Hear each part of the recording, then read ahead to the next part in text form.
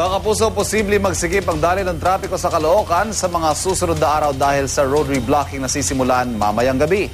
Kumustahin natin ang sitwasyon doon? May live report si Love Anyover. Good morning, Love.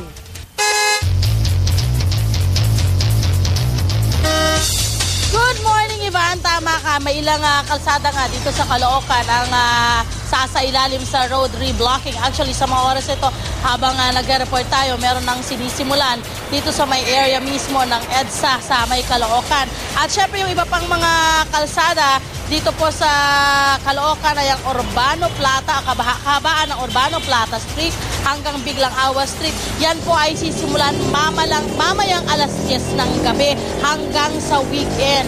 Isang linya lang po ang apektado at magbubukas lamang ito sa motorista sa Lunes na po ng umaga. Alas 10 din po ng gabi, mamaya sisimulan ang road reblocking sa Mindanao Avenue, Road 9 papuntang Road 1, southbound area. Ganon din po sa center lane crossing ng Mindanao Avenue at North Avenue.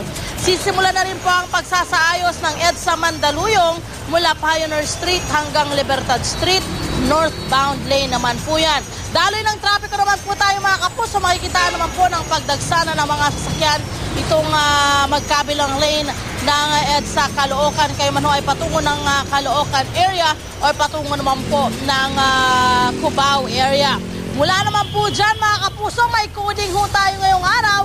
Mga plakang natatapos sa numbers 9 and 0. At syempre pa, expect na po magkaroon ng kabigatan ng daloy ng trapiko dyan sa may area ng Quezon Boulevard sa may Quiapo. Dahil syempre pa, medyo ngayon po ang pagdagsa ng mga deboto dyan po sa Quiapo Church. At yan po muna ang aking update sa ating mga kalsadahan at katrapikan sa Metro Manila. Ako pa rin po nag-iisang reyna ng kalsada, Love Anyover. Sumala mga dyan, and overall fine. Balik sa'yo, Ivan.